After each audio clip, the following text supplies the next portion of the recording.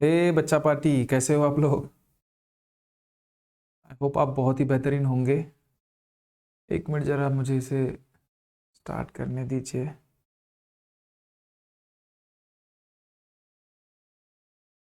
बस एक मिनट रुक जाइए। हम्म।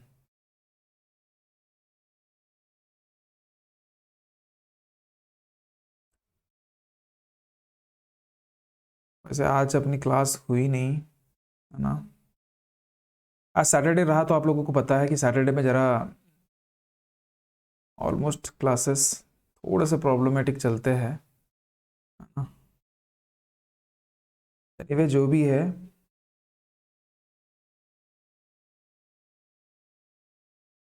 चलो। हम लोगों ने जहाँ तक हो सके कोऑर्डिनेट ज्योमेट्री की शुरुआत की थी। उसमें क्या फर्स्ट एक्सरसाइज ऑलमोस्ट अपना हो चुका था, है ना?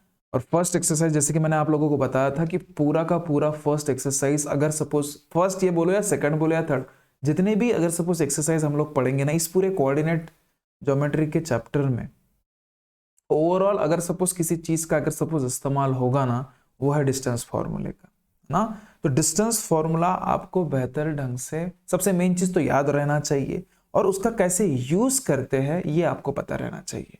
तो थोड़ा सा अगर मैं डिस्टेंस फॉर्मूले के रिगार्डिंग आपको बताऊं तो शायद आपको अभी वो याद हो गया होगा कि भाई डिस्टेंस फॉर्मूला एक्चुअल में है क्या, किस चीज के लिए। और सबसे मेन चीज, किसी किसी बच्चों को ये भी पता नहीं रहता कि भाई डिस्टेंस फॉर्मूला एक्चुअल में है क्या, किस हिसाब से मैं उस पर्टिकुलर चीज का इस्तेमाल करूंगा। तो अभी जस्ट जैसे हम लोग ये क्रैश कोर्स जैसे मैं सीरीज स्टार्ट करूंगा, तो उस वक्त आपको वो सारे बेसिक बेसिक चीजें भी उसमें आ जाएगी। लेकिन अपने ऑलमोस्ट सारे बच्चों को ये पता है, ऐसा मैं मानता हूं कि डिस्टेंस फॉर्मूला का इस्तेमाल कब और क्यों किया जाता है ना? तो जनरली मैं सिर्फ डिस्टेंस फॉर्मूला बता दूं आपको कि अगर सपोज किसी भी दो कोऑर्डिनेट पॉइंट्स जो होते हैं उनके बीच का डिस्टेंस कितना होना चाहिए या कितना होगा, ये बताने का काम डिस्टेंस फॉर्मूला करता है ना? ये बताने का काम अपना डिस्टेंस फॉर्मूला करता है बच्चा। ओके, एक मिनट। हाँ, तो डिस्टेंस फॉर्मूला अगर सपोज मुझे निकालना है तो मैं क्या करता हूं, डिस्टेंस ऑफ किसी का भी ए बी का अगर सपोज मुझे निकालना है, तो अंडर रूट अपना फॉर्मूला क्या रहता है कि भाई x2 माइनस x1 का whole square plus y2 minus y1 का होल स्क्वायर। इसी के हिसाब से हम लोगों ने पूरा का पूरा, जो आई थिंक 5.1 है या 5.2 है शायद, ये एक मिनट में देख लूं। चल 5.1 का हम लोगों ने ऑलमोस्ट सारे के सारे एग्जाम्पल सॉल्व कर लिया था। उसमें से बस एक एग्जाम्पल बचा है बच्चा, आई थिंक 8th नंबर का, 8वें नंबर का एक एग्जाम्पल अपना बच्चा है, जो कि अभी मैं कंटिन्यू करा रहा हूं आप लोगों को। और हो सके, जहां तक हो सके, बेसिक हम लोग पढ़ेंगे 5.2 एक्सरसाइज का आज के लेक्चर में। आज के इस वीडियो में मैं आपको पूरा का पूरा बेसिक 5.2 में हम लोग क्या क्या चीजों का, कौन से कंसेप्ट का इस्तेमाल करके 5.2 पूरी की पूरी 5.2 हम लोग कैसे सॉल्व करेंगे, ये मैं डिस्कस करने वाला हूं। ओके, तो चलो, सबसे मेन चीज ये, वो चालू करने से पहले कुछ ना कुछ तो खत्म करना पड़ेगा ना। तो ये बस आखिरी का मेरे ख्याल से बचा हुआ था, शायद आप लोगों ने सॉल्व कर किया तो होगा, किसी ने किया होगा किसी ने नहीं किया होगा, लेकिन फिर भी मैं ऐसा समझता हूं कि सॉल्व किया होगा, लेकिन थोड़ा सा कहीं ना कहीं दिक्कत गई होगी, तो वही दिक्कत सॉल्व करने की मैं अभी कोशिश करूंगा। ओके, तो चलो, 8वां सवाल आपको ये पूछा था कि 3 पॉइंट है बच्चा, कौन से? ए, जिसमें से उसके कोऑर्डिनेट पॉइंट्स है 1,2, दूसरा है बी जिसके कोऑर्डिनेट पॉइंट है 1, C 6, और सी है बच्चा जो कि होक्टाच है, दिमाग खराब, 1+2√3, हाँ, कॉमा, ये पूरा का पूरा है, हाँ, 1+2√3 कॉमा 4। अरे भगवान, ये तो बहुत पहले दिखने में अजीबोगरीब करो। और सबसे मेन चीज, ऐसे टाइप के एग्जाम्पल देखते बराबर पहले ही दिमाग खराब होता है, खासकर रूट वाले। लेकिन मैंने पहले ही बताया है आप लोगों को, जब से हम लोग ने ये टॉपिक्स पढ़े हैं बच्चा, रूट जितना दिखने में टफ रहता है, दिखने में जितना इरिटेटिंग रहता है, उतना ही इजी होता है। ठीक है, अब किस हिसाब से ये देखो, और सबसे मेन चीज ये क्या है, ये सबसे पहले जान लीजिए कि देखो बच्चा, सबसे मेन चीज देखो बच्चा, इसने बोला है आपको कि ये 3 ट्रायंगल के पॉइंट्स है ए, बी और सी, ये तीनों के तीनों पॉइंट अगर ट्रायंगल के हैं तो ये प्रूव कीजिए कि ये तीनों के तीनों पॉइंट इक्विलैटरल ट्रायंगल के हैं। कौन से ट्रायंगल के? इक्विलैटरल। देखिए सब बोलोगे सर वो सब तो ठीक है, लेकिन ये इक्विलैटरल ट्रायंगल दिमाग खराब है क्या? तो देखो मैं आपको बता दूं कि इक्विलैटरल ट्रायंगल किसे कहते हैं। देखो बच्चा, मैं इतना पोथी पुराण में तो नहीं जाऊंगा, मैं बस आपको थोड़ा सा डिटेल बता दूं इसका, है ना। देखिए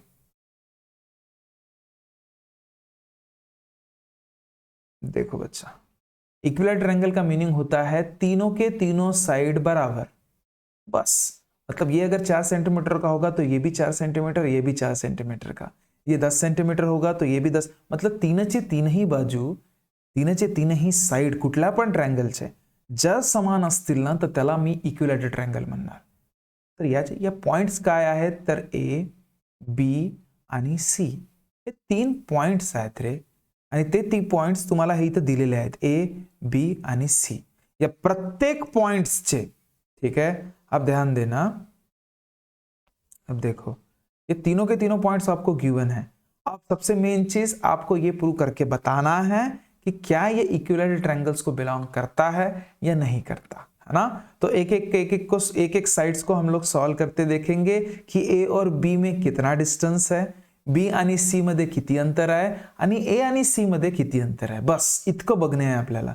और मुझे एक बात बताओ, बात तो वहीं पे आके रुक गई नहीं यार, कि डिस्टेंस जर मला काढायचं असेल कुठल्याही दोन कोऑर्डिनेट पॉइंट्स मधलं तर डिस्टेंस फॉर्मूले का इस्तेमाल तो मुझे करना ही करना है, ठीक है। तो देखो अब मैं सबसे पहले क्या करता कि अगर सपोज इक्विलैटरल ट्रायंगल वो है, ऐसा वो खुद ही बोल रहा है, जैसे उसने बोला कि एज, जैसे मैं इसको सॉल्व कर रहा कि as triangle A B C is equilateral triangle आपको प्रूव करना है, तो पहले मानो तो सही, A B C is a equilateral triangle, equilateral triangle, तो ये क्या होगा, therefore A B equals to, म्हणजे हे A B equals to B C equals to A C, ये बिल्कुल समान होने चाहिए।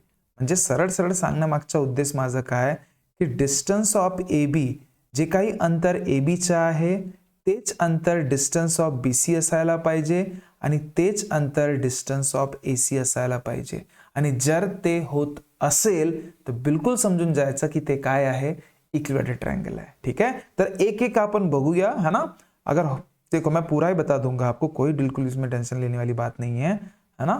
देखो सगळ्यात आधी मी घेतोय डिस्टन्स ऑफ ए बी। चला मी आधीच सांगितलं होतं की डिस्टन्स ऑफ ए बी घेत असताना ए ला मी काय मानणार, सुरुवातीला जो असतो तो जो भी स्टार्टिंग का बंदा है उसको मैं 1 मानूंगा बच्चा, ठीक है। और ये सेकंड बी वाला जो है इसे सेकंड मानेंगे, ओके। तो जैसे ए का पॉइंट क्या है, ए का पॉइंट है बच्चा आपके पास 1,2 और बी का पॉइंट है आपके पास 1,6।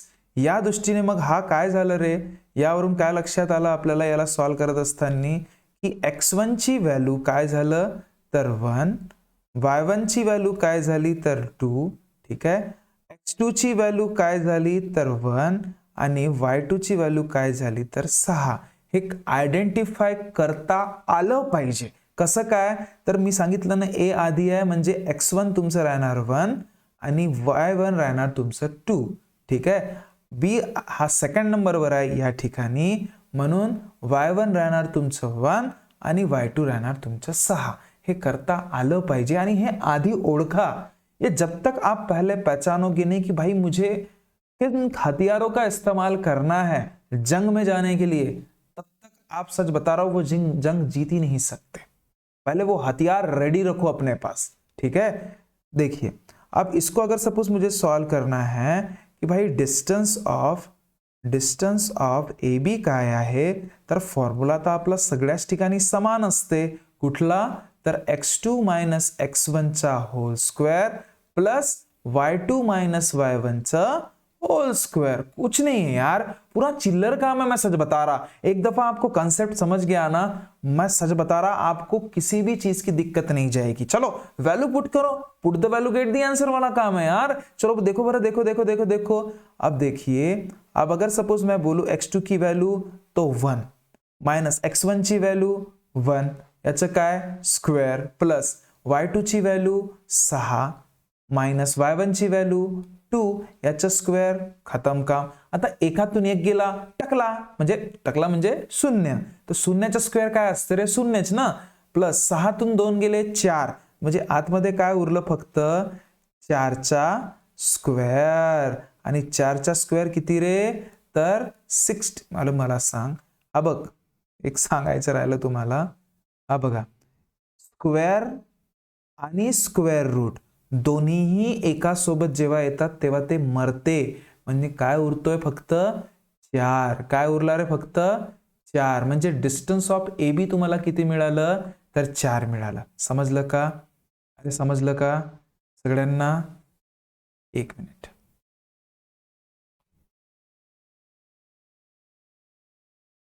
एक मिनिट बच्चा, एक मिनिट जरा।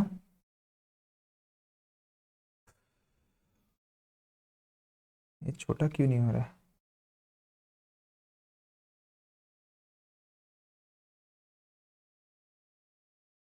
अरे बाप रे, ये क्या हो गया? जैसे थे वैसेच करते रही बाबा। काय झालं हे? देखो मैं करने गया कुछ और हो कुछ गया, है ना। एनीवे, काय झालं रे, मी काय केलं होतं?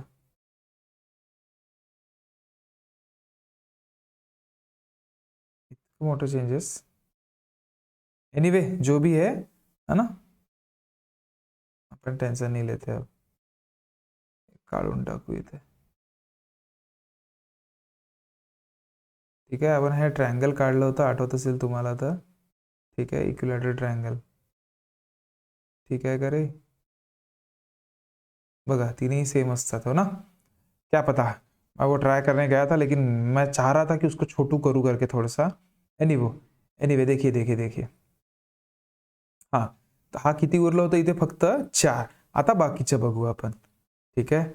आता दुसरं वाला बघू, डिस्टन्स ऑफ ए बी झालं ना, जर डिस्टन्स ऑफ बी सी पण जर का 4 आले ना, तर समजून जायचं की आपण बरोबर जातोय, म्हणजे इक्विलॅटरल ट्रायंगलच्या प्रोसेसमध्ये तो होतोय। ठीक आहे, तर आता डिस्टन्स ऑफ, जेव्हा मी बीसी बद्दल विचार करतोय ना, लक्ष दे रे बापा, आता सगळ्यात मोठं दिमाग खराब पा।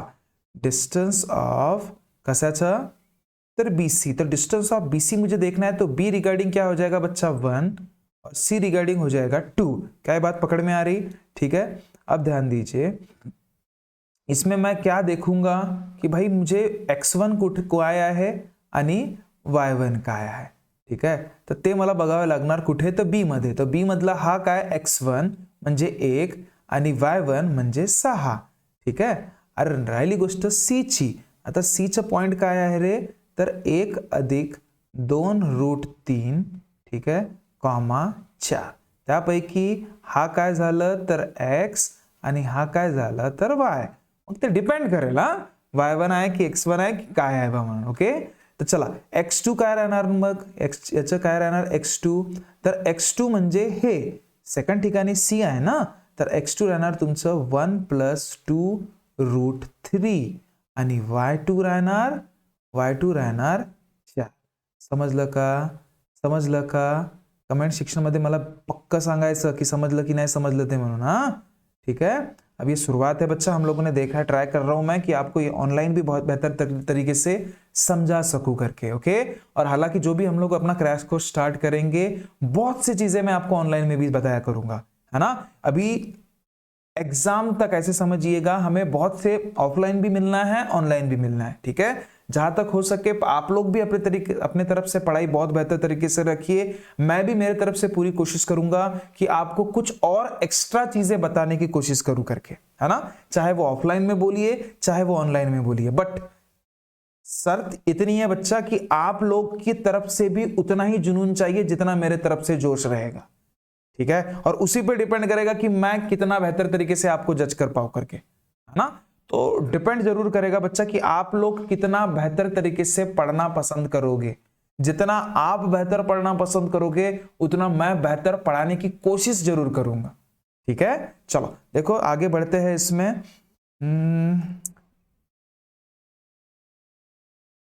हाँ बघा, तर डिस्टन्स ऑफ बीसी काय राहणार रे, तर डिस्टन्स ऑफ बीसी दुसरं तिसरं काही नाही तर अंडर रूट, तेच आपला फॉर्म्युला काय, तर x2 मायनस x1 चा whole square plus plus y2 minus y1 चा होल स्क्वेअर। बघा याला कसं सॉल्व करायला आता, बघा बघा बघा बघा बघा, याला सॉल्व करत असताना मी काय व्हॅल्यू पुट करतोय फक्त, ओके।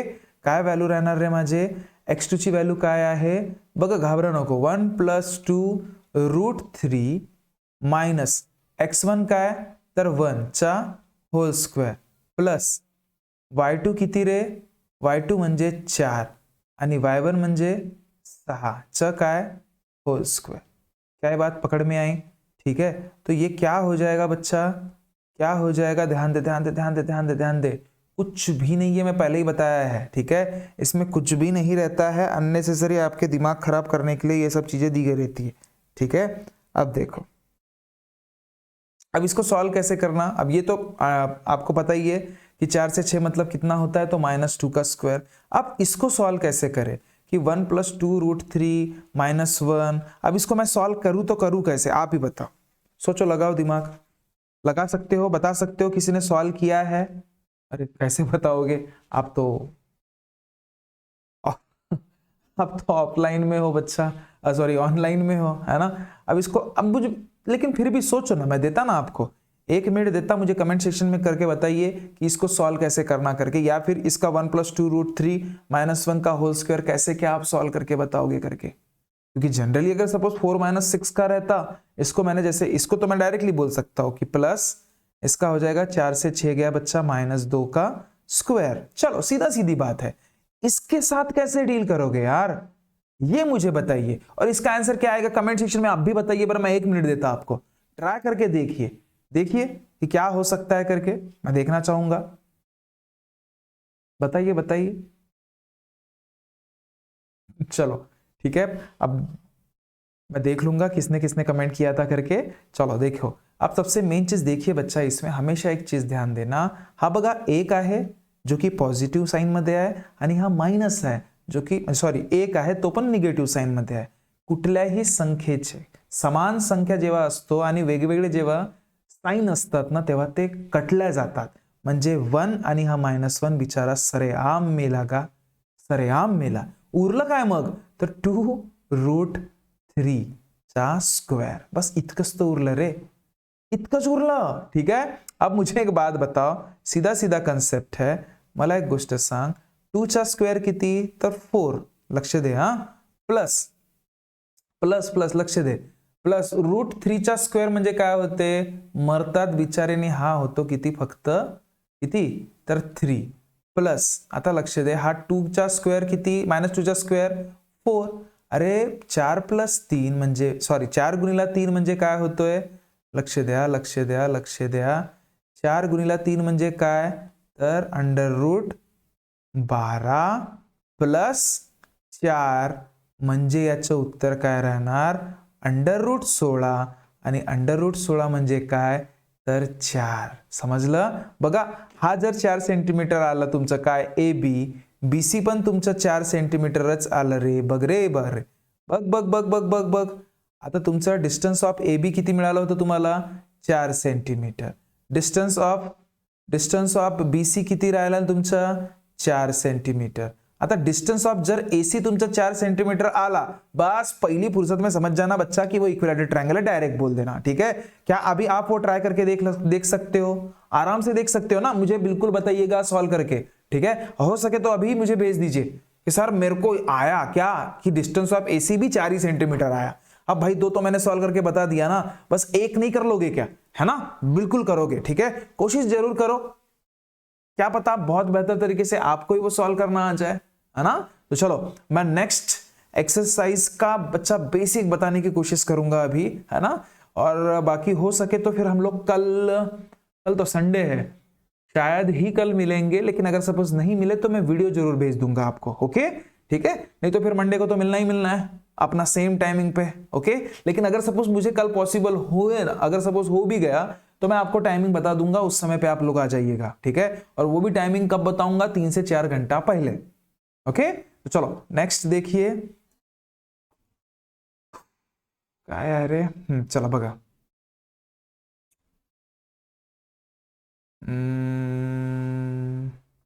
बघा आता आपण बेसिक बघत आहोत। ओके, बेसिक देख रहे बच्चा किस चीज का, एक्सरसाइज ही कौन सी है, 5.2 का बेसिक बता रहा बच्चा, बेसिक ऑफ एक्सरसाइज 5.2। ठीक है, अब देखिए सबसे मेन चीज, इथे 3 गोष्टी आपण अभ्यास करणार आहोत। एक आहे सेक्शन फॉर्म्युला, एक आहे मिड पॉइंट फॉर्म्युला,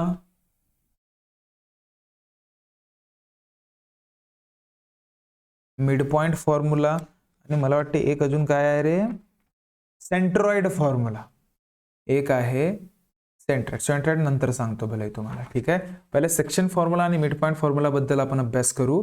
ठीक है, और रही बात मिड पॉइंट फॉर्मूले की तो वो भी बाद में बताता, बाद में मतलब अभी बताता, लेकिन पहले सेक्शन फॉर्मूला देखते। ओके, अब देख बच्चा,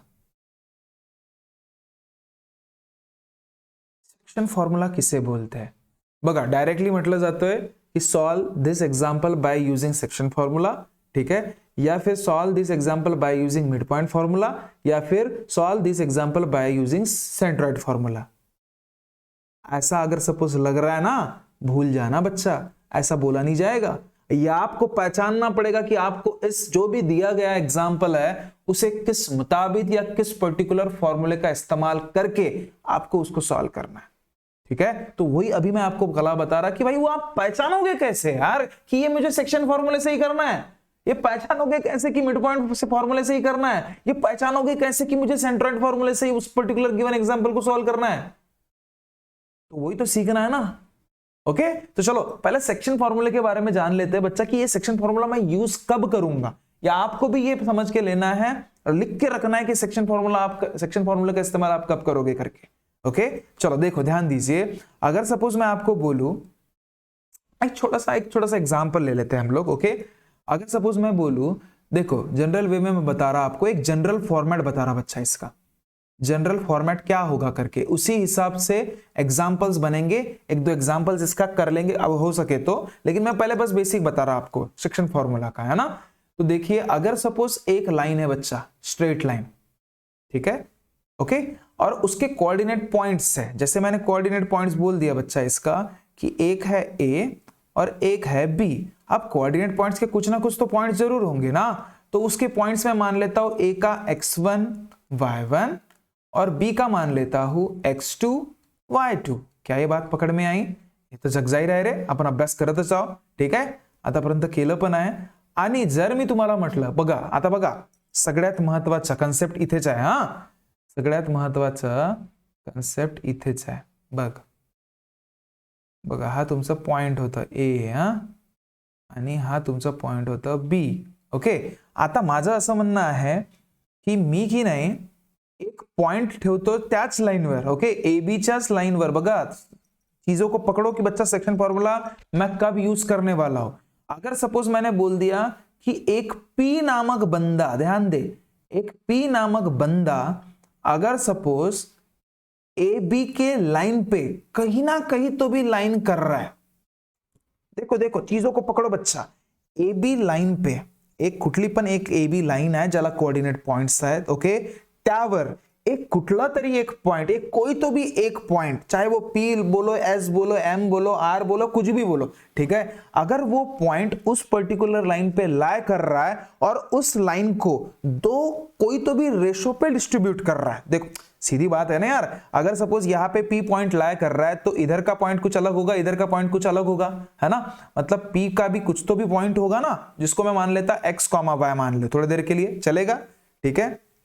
तो देखो तर मला एक गोष्ट सांग, अगर सपोज हा डिस्टन्स ऑफ ए बी अगर सपोज मी म्हणेन हा 10 सेंटीमीटर आहे, एक जनरल फॉर्मॅट ले रहे हम लोग, ठीक आहे. तर 10 सेंटीमीटर आहे, तर हा मला वाटतो जनरली 2 असेल किंवा हा 5, म्हणजे हा 2 असेल तर ही वाली बाजू 8 राहणार.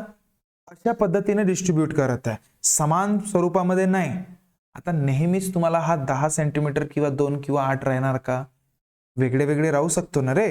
तर त्यासाठी म्हणून मी काय करतोय बघा, त्यासाठी म्हणून मी काय करतोय की हा पी जो पॉइंट जेव्हा ए आणि बी वर लाय करतोय, तर तुम्हाला नेहमी दिलं असते की बापा तो P point lie on the line जो भी होगा ए और बी पे, ठीक है, लेकिन वो उसको रेशो में डिस्ट्रीब्यूट करेगा, ऐसा उसका कहना रहेगा. मतलब रेशो काय राहणार, तर एम आणि एन. समजलं? म्हणजे सरळ सरळ गोष्टी समजा रे. ए बी लाईनला पी पॉइंट इंटरसेक्ट करत आहे इन दी रेशो m:n. असा कन्सेप्ट, असा प्रश्न जिथे दिसेल समजून जायचा, सेक्शन फॉर्म्युलाचा यूज करायचा आहे. समजलं का?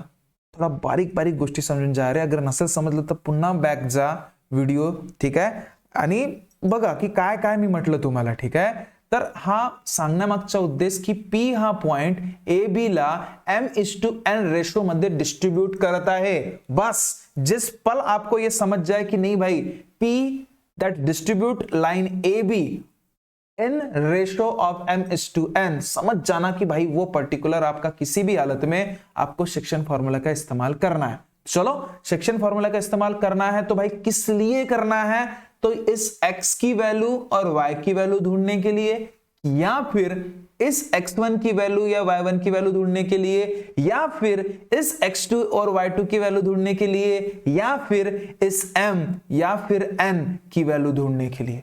कुछ भी आ सकता है यार, कुछ भी आ सकता है. अब वो डिपेंड आप पे करेगा कि आपने अपने कंसेप्ट कितने बेहतरीन बनाए हैं, आपने ये पर्टिकुलर चीजों को किस हिसाब से समझा है, डिपेंड इस पे करेगा यार, है ना.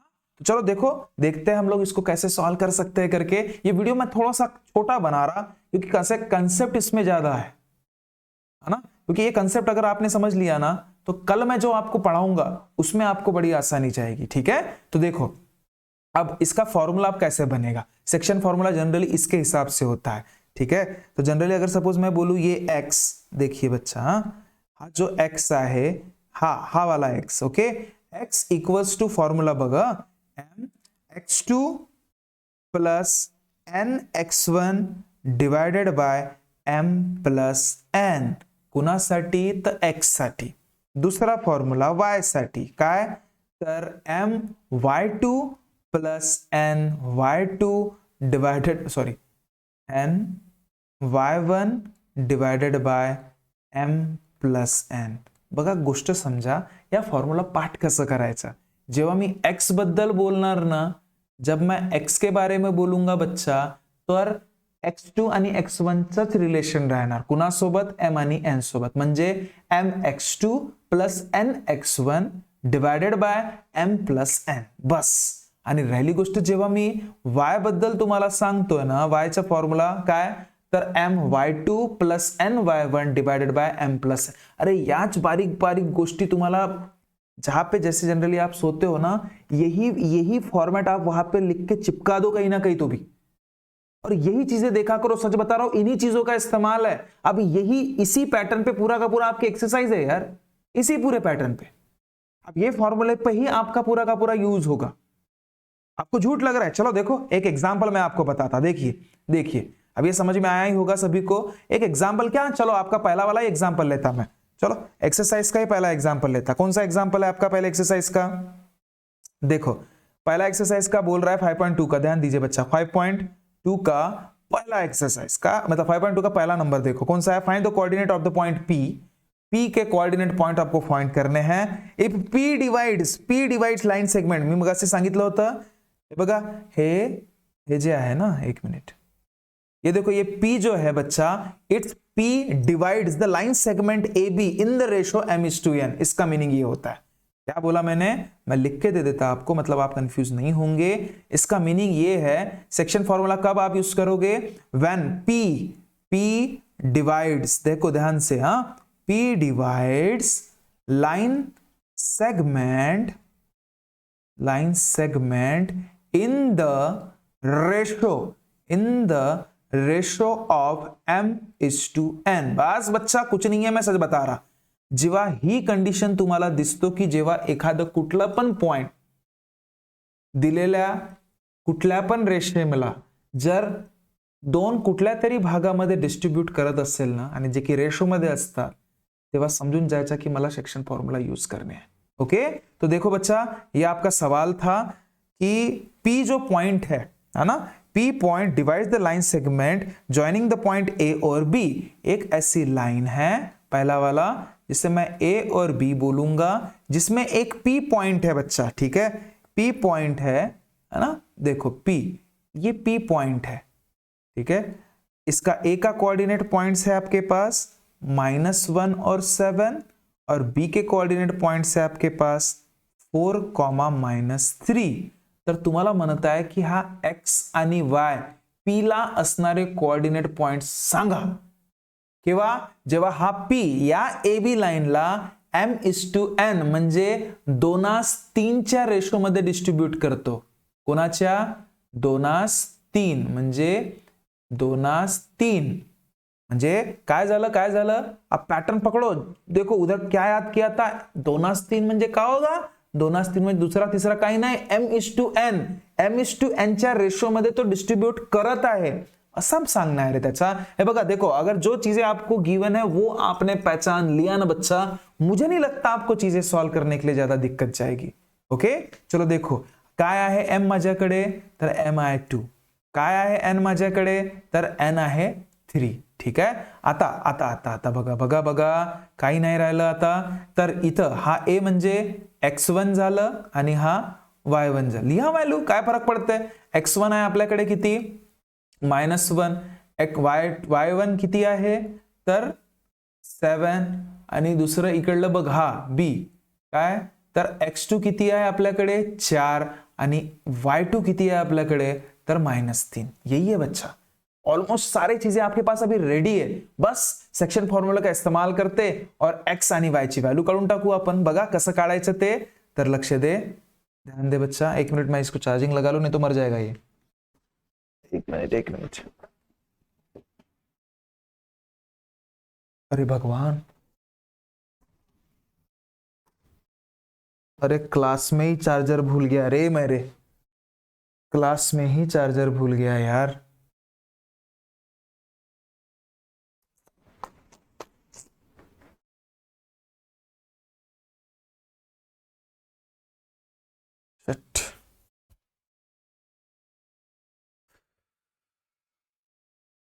ये बेचारा मर जाएगा यार। चलो फिर भी मैं बताने की कोशिश करता, इसको खत्म करता, फिर उसके बाद ध्यान दीजिए इसका क्या रहेगा, डिस्टेंस बोलता हूं, x अगर सपोज मुझे निकालना है तो फॉर्मूला क्या है अपना, कि m(x2 + n(x1) divided by m+n। चला व्हॅल्यू पुट करा, किती आहे, किती परसेंट आहे रे, किती परसेंट आहे, 18% आहे रे।